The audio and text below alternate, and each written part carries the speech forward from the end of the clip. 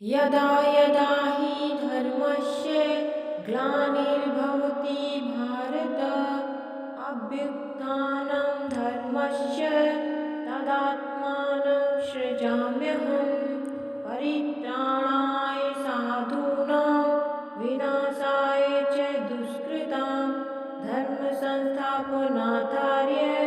संभवामि युगे युगे। समदर्शी के रूप को कहित हूँ पहचान, हे कुंती सुत ध्यान से सुनो लगा कर कान। ब्राह्मण गैया स्वान में देखे मेरा रूप, हाथी और विद्वान सम निर्बल और भूप। मूढ़ चतुर सम जानते, बेजर सम धनवान, ऐसा समदर्शी पुरुष मोको अति प्रियमान। इति पंचम अध्याय में कहते हैं भगवान, योग और समदर्शिता सम पांडव तू जान। प्रेम से बोलिए वृंदावन बिहारी लाल की जय। जय श्री कृष्ण। ओम नमः शिवाय। हरे राम राम राम हरे हरे, हरे कृष्णा कृष्णा कृष्णा हरे हरे। प्रिय भक्तों, आज मैं आपको श्रीमद् भगवत गीता का 5वां अध्याय संन्यास योग सुनाने वाली हूँ। तो प्रेम से सुनिए भगवत गीता का 5वां अध्याय। अर्जुन बोले, हे कृष्ण, तुमने पहले कर्मों को त्याग करने को कहा, फिर करने को प्रशंसा करते हो। इन दोनों में जो अधिक हितकर है वह एक बात निश्चय करके बतलाओ। श्री कृष्ण बोले, कर्मों का त्याग और कर्मों का करना ये दोनों ही मोक्ष देने वाले हैं, परंतु इन दोनों में कर्म त्याग से कर्म योग हितकर है। जो किसी से द्वेष नहीं रखता, न किसी पदार्थ को इच्छा करता है, वह सन्यासी है। ऐसा पुरुष संसार के बंधनों से छूट जाता है। सांख्य और योग को मूर्ख लोग ही पृथक पृथक कहते हैं, पंडित नहीं कहते। जो इन दोनों में से एक भी अच्छी तरह स्थित हो जाता है, उसको दोनों का फल प्राप्त होता है। ज्ञान योगियों को जो स्थान मिलता है वही कर्म योगियों को प्राप्त होता है। ज्ञान योग व कर्म योग एक ही हैं। कर्म योग के बिना संन्यास को प्राप्त होना दुष्कर है। कर्मयोग करने वाले मुनिजन को ब्रह्म प्राप्त होने से विलंब नहीं लगता। कर्मयोग युक्त शुद्ध अंतकरण वाला, मन तथा इंद्रियों को जीतने वाला, संपूर्ण प्राणियों में अपनी आत्मा को देखने वाला, कर्म करता हुआ भी कर्म फल से लिप्त नहीं होता। योग युक्त तत्ववेता पुरुष देखते हैं, सुनते हैं, स्पर्श करते हैं, सूंघते हैं, खाते हैं, चलते हैं, श्वास लेते हैं, तो भी यह मानते हैं कि मैं कुछ नहीं करता। ये बोलते हैं, त्यागते हैं, ग्रहण करते हैं, परंतु यह मानते हैं कि मैं कुछ नहीं करता। यह बुद्धि धारण करते हैं कि इंद्रियां ही अपने अपने विषयों में वर्तनी हैं। जो प्राणी ब्रह्म में अर्पण संग को त्याग कर कर्म करता है, वह पाप से लिप्त नहीं होता। जैसे कमल पत्र पर जल नहीं ठहरता, योगी जन शरीर से, मन से, बुद्धि से तथा इंद्रियों से आसक्ति से रहित होकर आत्मा शुद्धि के निमित्त कर्म करते हैं। योग युक्त पुरुष कर्म फल त्याग कर मोक्ष रूप शांति का लाभ करता है, और जो योग रहित है वह कर्म की इच्छा के बंधन में पड़ जाता है। सब कर्मों को मन से त्याग करके प्राणी इस नवद्वार की देह रूपी पुरी में न कुछ करता है, न करता हुआ आनंद पूर्वक रहता है। परमेश्वर किसी कर्म में प्रवृत्त नहीं करता, कर्म और कर्म फल को उत्पन्न नहीं करता। ये सब प्रवृत्ति द्वारा होते हैं। परमेश्वर किसी के पुण्य तथा पाप को नहीं लेता। ज्ञान का अज्ञान से आच्छादित है, उससे जीव मोह को प्राप्त हो जाता है।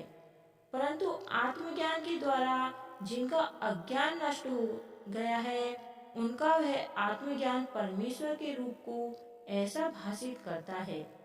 जिस प्रकार सूर्य संपूर्ण संसार को प्रकाशित कर देता है, उसी परमात्मा में जिनकी बुद्धि स्थिर है, उसी में मन लगाते हैं, उसी में निष्ठा रखते हैं और जो सदा उसी के ध्यान में लगे हैं, दान द्वारा जिनके सब पाप नष्ट हो गए हैं, वे इस संसार में जन्मते नहीं। विद्या और विनय से संपन्न ब्राह्मण में, गाय में, कुत्ता में और चांडाल में पंडित जन की दृष्टि समान रहती है। जिसके मन में इस तरह की समानता उत्पन्न हो गई है, उन्होंने इस लोक में जन्म मरण रूप संसार को जीत लिया है, क्योंकि ब्रह्म निर्दोष और सर्वत्र समान है। इसलिए वे ब्रह्म को प्राप्त हो जाते हैं। जो प्रिय पदार्थ को पाकर प्रसन्न और अप्रिय को पाकर खिन्न नहीं होते, ऐसे बुद्धि वाले मोह रहित ब्रह्मवेता को ब्रह्म स्थिर जानो। बाहरी पदार्थों में जो चित्त को आसक्त नहीं होने देता, वही आत्म सुख का अनुभव करता है और ब्रह्म में अंतःकरण को मिला अक्षय सुख मोक्ष प्राप्त करता है। वे इंद्रियों के स्पर्श से जो भोग देते हैं, वे वस्तुतः दुखदायी होते हैं। उनका आदि भी है और अंत भी है। हे कौन्तेय, ज्ञानी लोग ऐसे भोगों में रत नहीं होते।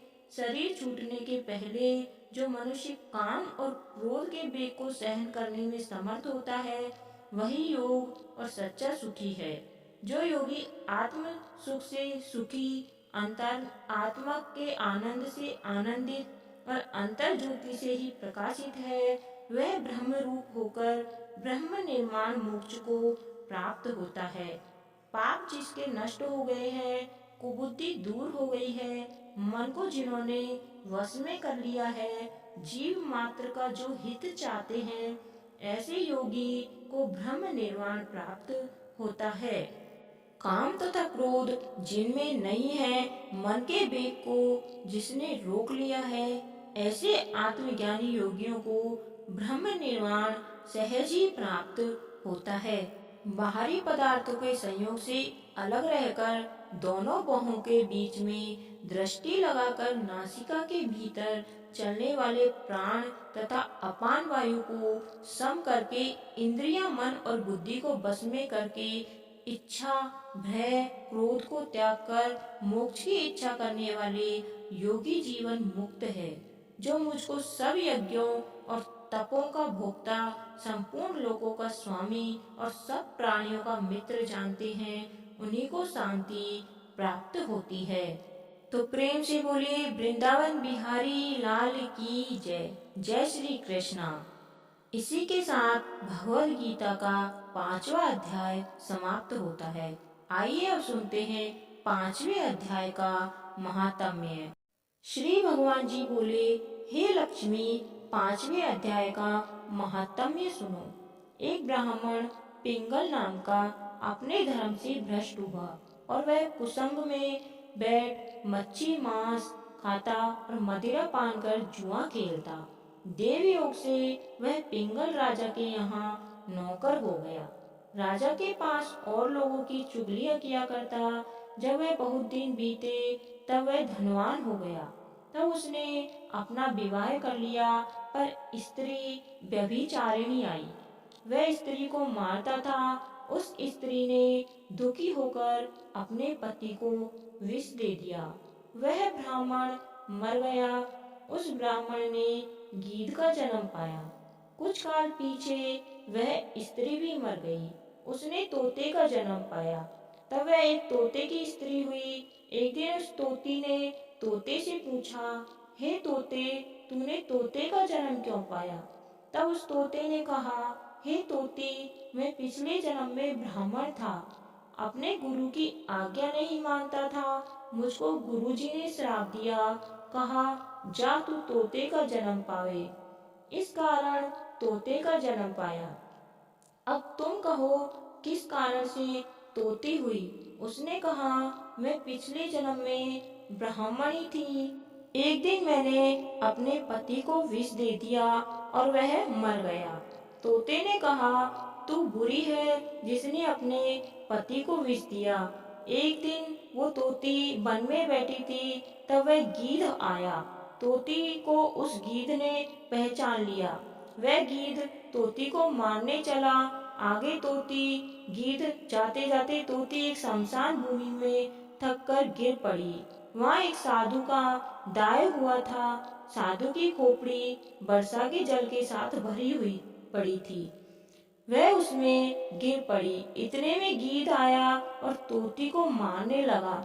उस खोपड़ी के जल के साथ उसकी देह धोई हो गई और आपस में लड़ते लड़ते वह मर गए और अदम देह से छूटकर देवदेही पाई।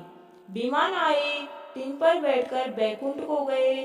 वह खोपड़ी एक साधु की थी जो गीता जी के 5वें अध्याय का पाठ करता था। वह परम पवित्र था। उसके जल से दोनों पवित्र हो गए। जो प्राणी श्री गंगा जी का स्नान करके श्री गीता जी का पाठ करते हैं वह वैकुंठ को जाते हैं। तो प्रेम से बोलिए वृंदावन बिहारी लाल की जय। जय श्री कृष्णा। इसी के साथ 5वें अध्याय का 5वां महात्म्य समाप्त होता है। प्रिय भक्तों, उम्मीद करती हूँ आज की यह कथा आपको बेहद ही पसंद आई होगी।